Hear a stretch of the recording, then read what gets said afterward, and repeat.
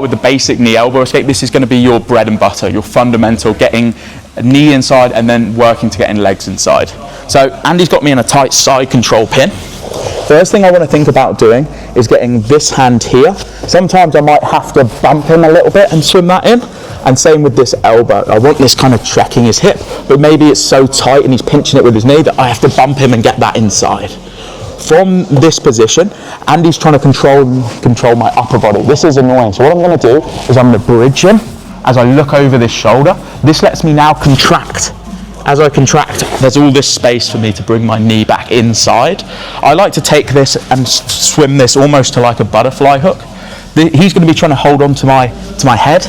I can swim to inside position and get my legs back inside and maybe even full guard if I want to.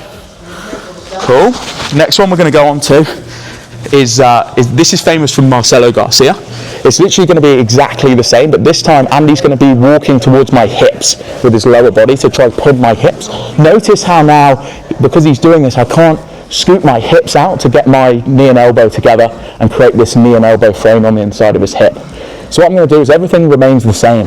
I bridge to get these back inside, but now he's walking towards my hips and making this difficult. So what I'm going to do is I'm going to bridge into him. As he bridges back towards me, I'm going to use this as I build. I'm going to have this hand on the inside of his tricep, and I'm going to bridge towards over here. So I bridge into him, he's going to bridge me back, and then sometimes he'll roll, sometimes he'll base. Normally you're going to base, so as I get here, this is perfect. What I'm going to do now is I bring this hand to this way. You're going to sit your weight back, Andy, and then I can get up here and I can start scooting out and getting back. In real time, make sure you drive into me and drive back, so you're walking towards my hips, just making this annoying. So what I'm going to do is I'm going to bridge to get some space.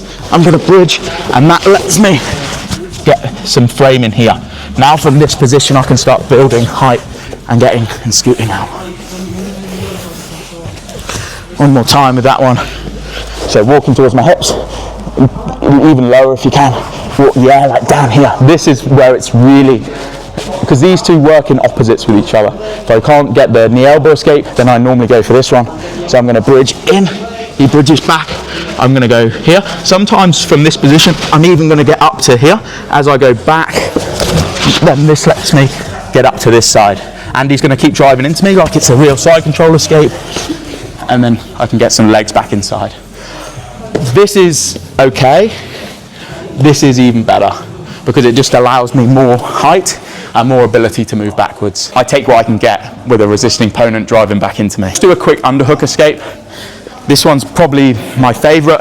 So this one kind of works from both. What I'm gonna do is I'm gonna bridge, and now I swim this hand underneath here, so my hand is down here. From this, now it's just elevating overhead. So what I'm gonna do is like I'm sort of fork lifting him up overhead. So I bridge and fork lift, and now I'm gonna hug the waist. I don't wanna come too high because he's gonna throw that whizzer in and use that to put me back down. Not good. So I like to hug the waist or the ankle. So the ankle is great. So now if Andy goes to put me back down to the floor, notice how weak his whizzer is, and I can come back. Some extra details here to make this super effective is I'm gonna lace this leg. Now Andy keeps his whizzer in. He's gonna keep this in strong because otherwise I'm coming to his back, but I'm just trying to slow him down. Now from here with this foot between my legs, I'm gonna stand like this, grab it and shelf it. Now Andy's already fallen down to his base and I can come to top position. One more time for that one. We'll do this one with a little bit of resistance. I'll get onto my side and I swim. He's gonna really sit his weight back. From here I fork lift him over the head, and remember I come to the hip or to the ankle, it doesn't really matter. I'm coming here and I step this foot and I go and put that on my hip. From this position, Andy's trying to whizzer me. It's pretty hard because I'm so low on the hip. I'm just going to run back round towards his hips, and now I pin him. Just going to jump into some mount escapes. Now we're going to start off with the most fundamental bread and butter one, and then build into more advanced ones, and ones that would be more useful for MMA as well. First thing I want to bear in mind is I want to create some frame on Andy's hips, and I never want my elbow to pass his center line. He's now taking my back, head and arm chokes. I'm in trouble. So what I'm going to do is I'm going to get a strong frame across the hip, reinforce this with a frame on the inside of his thigh. First escape I'm going to do is I'm going to first bump his hands to the floor like I did. and I'm going to turn onto my side here. He's going to pinch his knees and keep everything in nice and tight. What I'm going to do is I'm going to use my foot here to hook underneath his ankle. And now I can lock this. From this position, I'm going to think of scissoring my legs. So I bring this one down as I bring this one up, and as I push the knee line between my legs. So I scissor, push the knee line between my legs. Now we're kind of in this quarter guard. I can turn, and again, I'm just protecting my inside space. I've got kind of like a knee shield here. And he's done a really good job of popping his inside leg up, but I'm just going to make sure he doesn't control my head, and then I'm going to get to some form of inside position. Now if he wants to put weight on me, I've got some kind of frames to prevent this. Essentially, I'm in a half butterfly position where I can start to be offensive and look for sweeps. Next one we're going to go for, guys, that's probably the bread and butter one. Next one we're going to go for, this one I really like for MMA guys. So again, I'm going to put hands on the floor just by bumping his arse forward, same hand position. What I'm going to do with this one is I'm going to really bridge and then contract. So I bridge and look over my shoulder. Notice how extended I am here with my lower back. Then from this position, I'm going to start walking in this direction, splitting his knees apart. Then I'm going to contract, and now I'm almost in this single leg X position. Look how rounded I am. I can push on him, and I can come to some form of guard, like single leg X. Obviously, I've got heel hooks here, or I can start to look for more ankle locks as well to go straight on the offense. Getting out of that defensive cycle straight into the offensive cycle. Now this one's a bit weird. In fact, Andy, I'm going to get you to jump off for this one because there's a weird thing that I've got to do beforehand.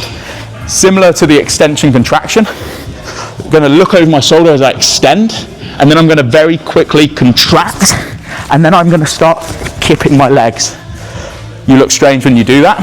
If you want to make it even better, you go contract, extend, contract, kip to the side, kip to the other side, kip to the side, kip to the other side.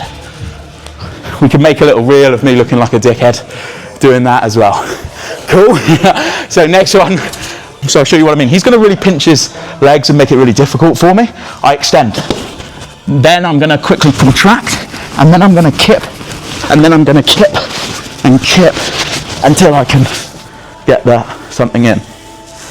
The more he pinches his legs and the tighter he is, the more I have to move side to side. Sometimes I play between this grip or double inside. I think this is slightly stronger because it allows me a little bit of push from the arms, but I want to rely mainly on my body. So I bridge, I contract, and I kip, kip, kip. It's more like I'm holding him with my hands and then kipping with my legs until he's past my knee line. So what I'm going to do, similar, this one's brilliant for MMA. I get hands on the floor, I start walking. Now look at the separation between the legs. Then from this position, I'm going to contract, and I'm into a single leg X position. Notice to keep my knee to my ankle, pinch, and I'm locked in tight. Andy tries to pull away, I'm locked onto his leg. From this position, obviously heel hooks, no gi, ankle locks in the gi.